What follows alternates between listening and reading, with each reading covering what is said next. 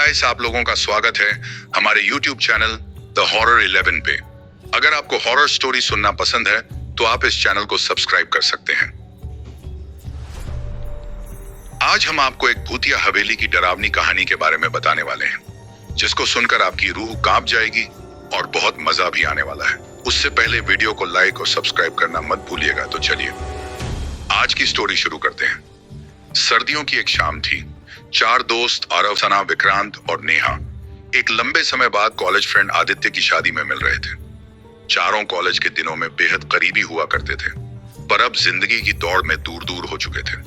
Hotel के hall में संगीत गूंज रहा था, लोग नाच गाना कर रहे थे, लेकिन एक कोने में ये चारों चुपचाप अपनी पुरानी यादें ताजा कर रहे थे। याद है प्रोफेसर शर्मा की बातें?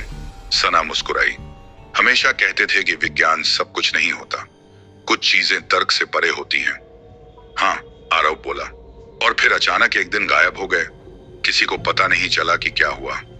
उसी वक्त एक होटल स्टाफ का लड़का उनके पास आया और बोला, आप में से आरव मल्होत्रा कौन है?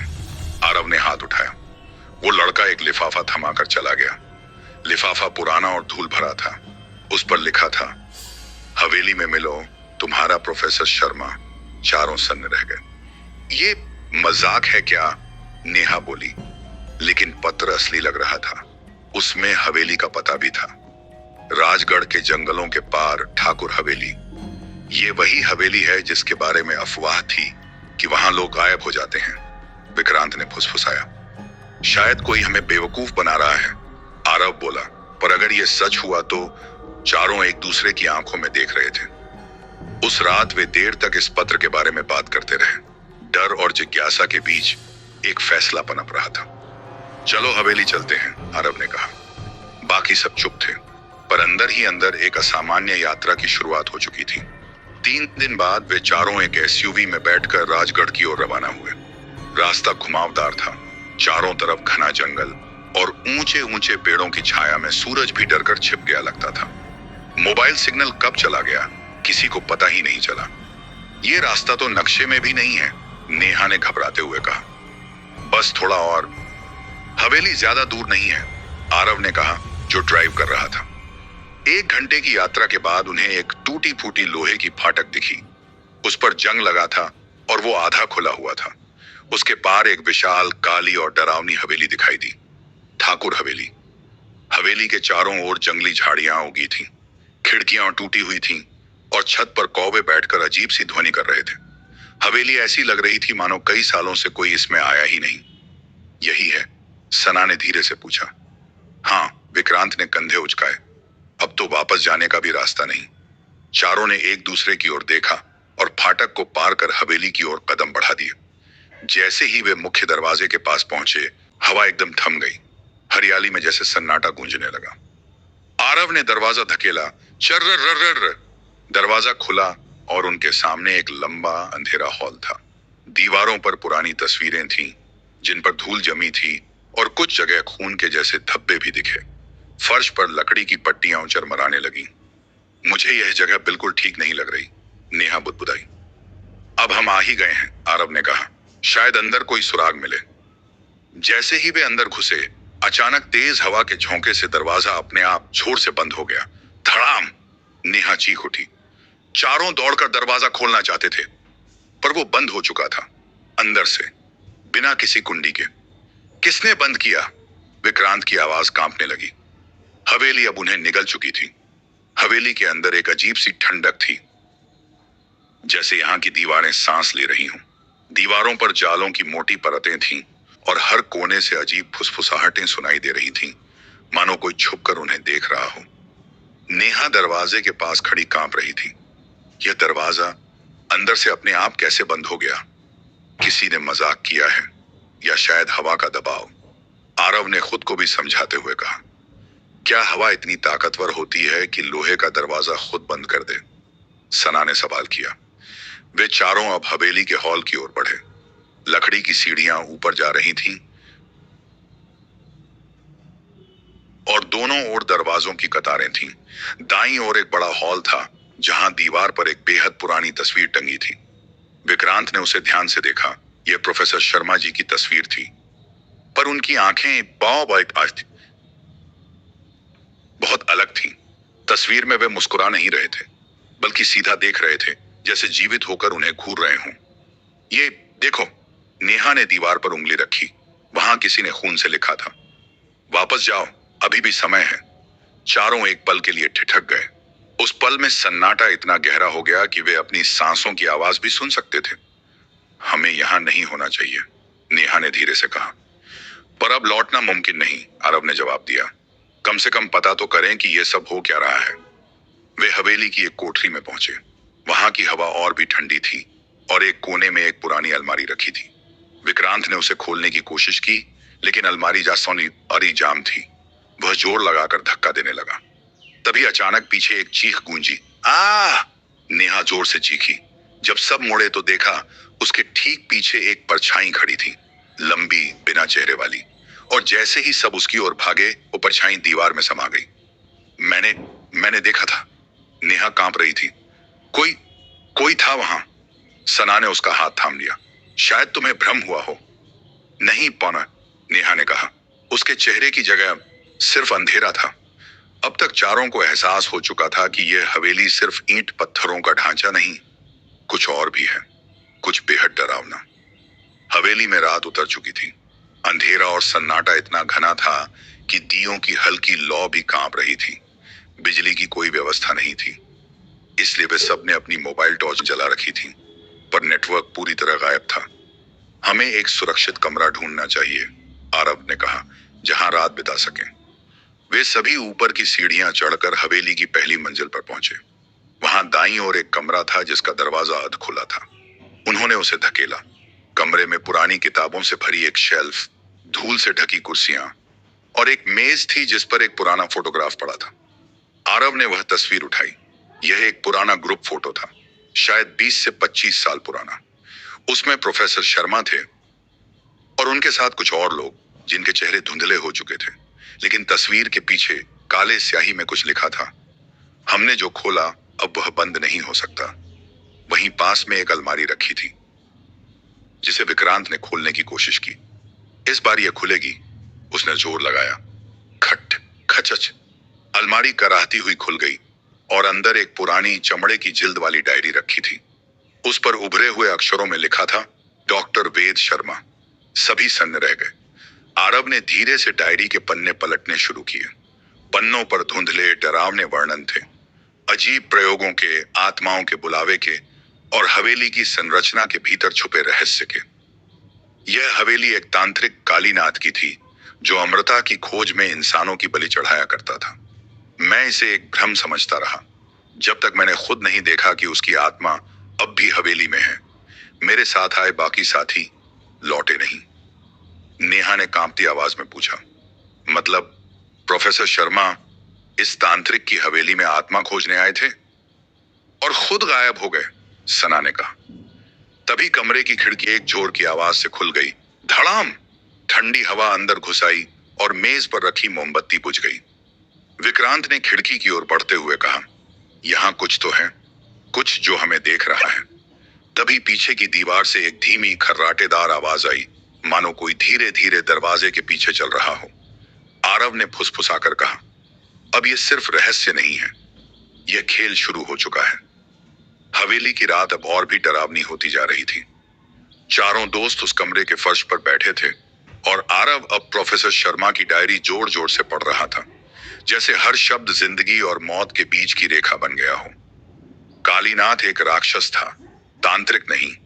उसने इस हवेली को अपनी आत्मिक प्रयोगशाला बनाया। वह बलि चढ़ाए गए लोगों की आत्माओं को बंद करता था, ताकि वे समय के साथ उसकी रक्षा करें। मैंने एक सुरंग देखी है हवेली के नीचे, जिसे मृत्युपथ कहा जाता है। वहीं से उसकी आत्मा को बुलाया जा सकता है। मैंने अनजाने में दरवाजा खोल दिया। अब हवेली जाग चुकी है। मृत्युपथ, सना ने बुदबुदाया। ये कोई तहखाना होगा। विक्रांत ने हाथ में लिया एक नक्शा दिखाया, जो डायरी के अंत में मिला था। उस पर एक गुप्त दरवाजे का जिक्र था। हवेली की लाइब्रेरी में स्थित एक पुरानी दीवार के पीछे छिपा हुआ मार्ग। हमें वो दरवाजा खोजना चाहिए, आरव बोला। क्या तुम पागल हो? नेहा चिल्लाई। हम यहां से निकलने का रास्ता ढूंढें, न कि और अंदर जाने का। पर अगर ये हवेली सच में हमें बंद कर चुकी है, विक्रांत बोला, तो बाहर निकलने का रास्ता भी वहीं से हो सकता है जहां से सब शुरू हुआ। हवेली की दीवारें अब हर थोड़ी देर में खुद हिलती प्रतीत हो रही थीं। घड़ी की टिक टिक अब तेज हो चुकी थी, जबकि घड़ी खुद कब की बंद हो चुकी थी। सना ने डायरी के आखिरी पन्ने को पढ़ा। अगर तुम यह पढ़ रहे हो तो तुम्हें सावधान कर दूं, नेत्रहीन आत्माएं अब जाग चुकी हैं। वे सिर्फ डर की गंध पर आती हैं। अगर डरोगे तो वे तुम्हारे भीतर उतर जाएंगी। नेहा का चेहरा सफेद पड़ चुका था। वह दीवार से टिककर बैठ गई, जैसे उसमें से कुछ ऊर्जा खींच रही हो। तभी फर्श पर पड़ी एक तस्वीर खुद ब खुद फिसलने लगी और दीवार पर लगी पेंटिंग पीछे हटने लगी। पीछे एक पत्थरों से बना गुप्त दरवाजा था। मिल गया, आरव फुसफुसाया। पर जैसे ही उसे देखने के लिए आगे बढ़े, नेहा के मुंह से एक गहरी पराई आवाज निकली। तुम सब देर कर चुके हो। वे सब पलटे। नेहा की आंखें अब काली हो चुकी थीं। नेहा अब वही नहीं रही थी। उसकी आंखें पूरी तरह काली थीं, पुतलियां गायब, सिर्फ अंधेरा। उसके होंठ हिल रहे थे, पर आवाज किसी और की थी, किसी पुरानी टूटी हुई आत्मा की। तुमने उसे जगा दिया है, अब कोई बच नहीं सकता। नेहा, सना ने कांपती आवाज में कहा। नेहा ने गर्दन मोड़कर सना की ओर देखा और उसकी आंखों से काली धुंध निकली। अगले ही पल वह जोर से चीखी और जमीन पर गिर पड़ी। उसके शरीर में झटके आने लगे। आरव और विक्रांत ने मिलकर उसे उठाया। हमें इसे यहां से दूर ले जाना होगा। कुछ कुछ अंदर घुस आया है इसके। वे सब उसे लेकर हवेली के नीचे वाले हिस्से की ओर भागे। पर हवेली अब बदल चुकी थी। दीवारें हिल रही थीं, फर्श से खून रिसने लगा था और सीढ़ियां पीछे खिसकने लगी, जैसे वे किसी और दिशा में जा रही हों। ये हवेली हमें गोल गोल घुमा रही है, विक्रांत चिल्लाया। तभी उन्हें एक दरवाजा दिखा जिस पर तांत्रिक चिन्ह बने हुए थे। आरव ने तुरंत उसे धकेला। दरवाजा खुलते ही ठंडी हवा का तेज झोंका आया। वहां एक गुफा जैसी सुरंग थी। दीवारें काली, दियों की धुंधली रोशनी से जगमगाती। वे अंदर घुसे और सुरंग में आगे बढ़े। यह शायद वही मृत्यु पथ है, सना ने धीरे से कहा। नेहा अब भी बेहोश थी, लेकिन उसकी सांसें तेज हो रही थीं। तभी सुरंग के एक मोड़ पर एक परछाई प्रकट हुई। वह इंसान की आकृति जैसी थी, पर जमीन से 1 फुट ऊपर तैर रही थी। उसका चेहरा नहीं था, सिर्फ काले गड्ढे और गले से एक धीमी दर्द भरी सिसकी निकल रही थी। तुमने रास्ता चुना, अब तुम्हारा शुद्धिकरण होगा। वह आवाज हवा में तैर गई। आरव ने सना को पीछे खींचा और जोर से चिल्लाया। हम तुम्हें नुकसान पहुंचाने नहीं आए, हम सिर्फ यहां से जाना चाहते हैं। आत्मा आगे बढ़ी, उसकी हरकतें कांपती हुई जैसे धुएं की लहर। लेकिन तभी नेहा ने आंखें खोली। अब वह सामान्य थी, पर एकदम शांत। वो वो मुझे देख रही थी, मेरी आत्मा को। नेहा बुदबुदाई। सुरंग की आत्मा अचानक रुक गई और एक डरावनी चीख के साथ पीछे हट गई। चारों एक पल को सुन्न रह गए। वे समझ नहीं पा रहे थे कि अभी क्या हुआ, लेकिन इतना तो साफ था, उनका सामना अब सिर्फ भूतों से नहीं, खुद अपने डर से भी था। सुरंग की हवा अब और भी भारी हो चुकी थी। सांस लेना कठिन होता जा रहा था और चारों को ऐसा लग रहा था जैसे वे किसी और ही दुनिया में प्रवेश कर चुके हों, जहां समय ठहर चुका है और दीवारें किसी और की स्मृतियों से बनी हैं। गुफा के भीतर चलते चलते उन्हें एक विशाल द्वार दिखाई दिया। वह पत्थरों से बना था और उस पर लाल रंग से बने अजीब तांत्रिक चिन्ह चमक रहे थे, जैसे किसी प्राचीन भाषा में कुछ लिखा हो। यह शायद वही मृत्यु पथ का द्वार है, विक्रांत ने धीमे से कहा। द्वार के दोनों ओर 2 पत्थर की मूर्तियां खड़ी थीं, मानव आकृति की, लेकिन चेहरे पूरी तरह खुले हुए। वे किसी और समय से आए हुए पहरेदारों जैसी लग रही थीं। आरव ने धीरे से दरवाजे की ओर हाथ बढ़ाया। धड़क, धड़क, धड़क। एक भयानक कंपन पूरे जमीन में महसूस हुआ और द्वार के चिन्ह चमकने लगे। ठहरो, सना चिल्लाई। डायरी में लिखा था कि यह द्वार एक बार खुल गया तो कुछ पीछे नहीं रह जाता। हमें इसके पार जाना ही होगा, आरव ने कहा। अब पीछे हटना मौत के बराबर है। नेहा ने एक गहरी सांस ली। वह अब शांत थी, लेकिन उसकी आंखों में डर के साथ एक दृढ़ता भी थी। वो आत्मा जब मुझ में घुसी थी, मैंने कुछ देखा था, वह बोली। एक कमरा, गहरे नीचे, जहां बहुत सारी आत्माएं कैद हैं, और एक काला राक्षस जो उन्हें निगल रहा है। चारों ने एक दूसरे की आंखों में देखा। अब कोई शक नहीं था। हवेली सिर्फ एक श्राप नहीं थी, वह तब ही एक जीवित नरक बन चुकी थी। आरव ने अपना हाथ चिन्हों पर रखा। एक तीखी रोशनी निकली और दरवाजा धीरे धीरे कर की आवाज से खुलने लगा। द्वार के पीछे अंधकार की एक अंतहीन सुरंग थी और भीतर से धीमी आवाजें आ रही थीं, सिसकियां, प्रार्थनाएं और चीखें। अब से कोई भी रास्ता वापस नहीं होगा, सना ने धीरे से कहा। चारों एक एक कदम अंधकार में बढ़ाते गए। जैसे ही वे द्वार के पार पहुंचे, वह पीछे से अपने आप धड़ाम से बंद हो गया। अब वे उस दुनिया में थे जहां मौत भी कैद थी।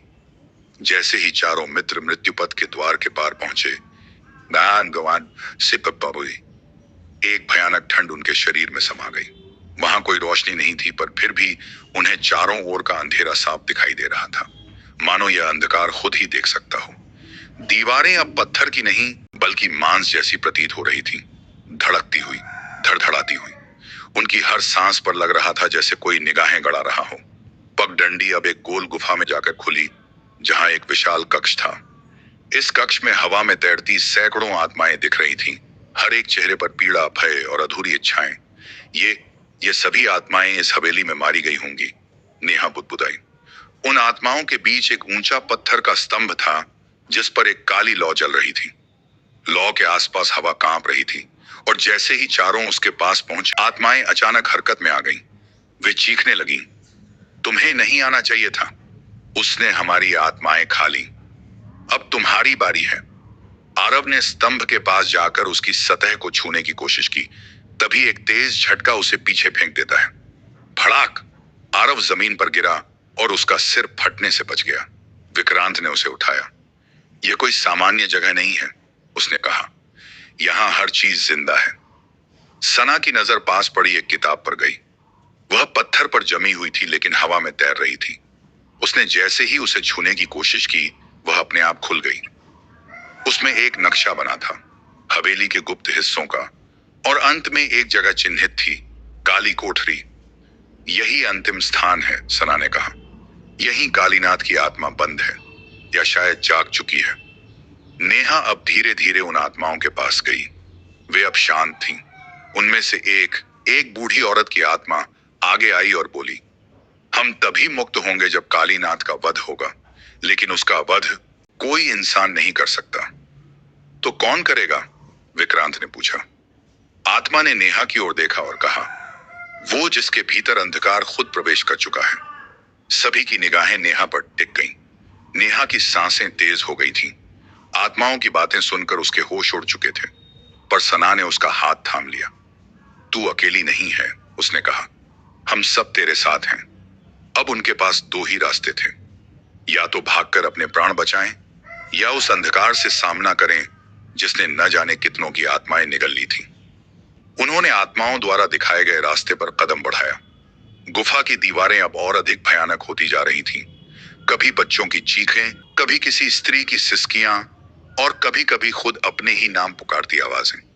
कुछ देर बाद वे एक गोल हॉल में पहुंचे, जिसके बीचों बीच एक चक्र बना था।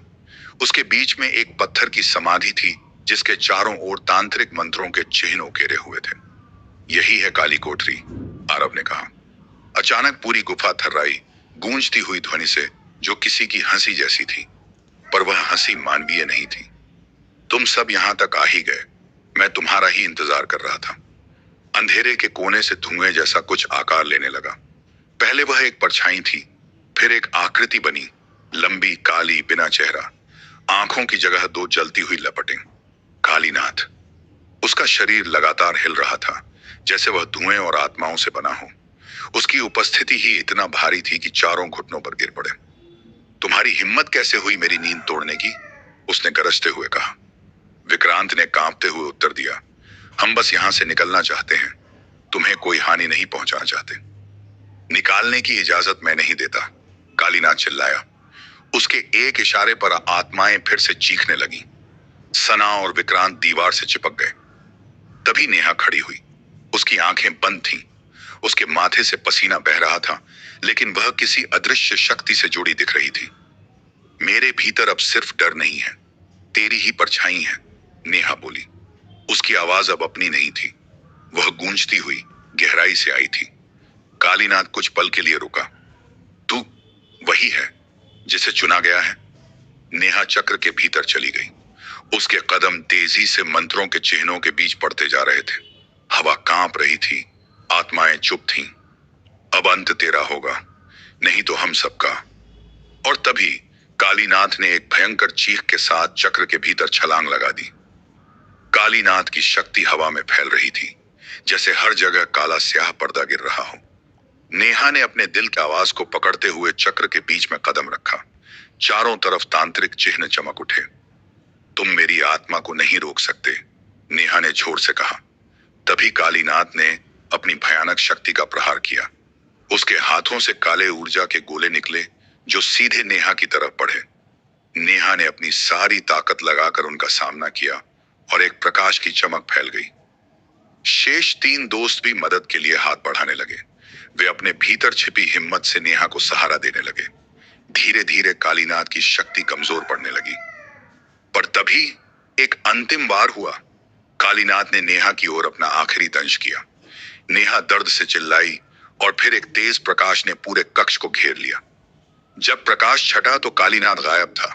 नेहा जमीन पर पड़ी थी, लेकिन उसकी आंखें चमक रही थीं। अब वह उस काले साया से मुक्त थी। दीवारों पर फंसी आत्माएं अब धीरे धीरे उड़कर मुक्त होने लगी।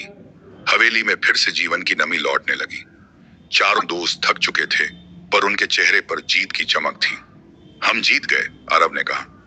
लेकिन ये हवेली अब भी रहस्यों से भरी है, सना ने चेतावनी दी। वे बाहर निकलकर हवेली की ओर आखिरी बार देखने लगे, जहां सूरज की पहली किरणें आ रही थीं, मानो नई शुरुआत का संदेश दे रही हों। हवेली के बाहर सूरज की पहली किरणें फैली थीं। चारों दोस्तों के चेहरे थके हुए थे, पर उनमें एक अजीब सी शांति और संतोष था। वे जानते थे कि उन्होंने न केवल अपनी जान बचाई है, बल्कि उन आत्माओं को भी मुक्ति दी है जो दशकों से उस हवेली में कैद थीं।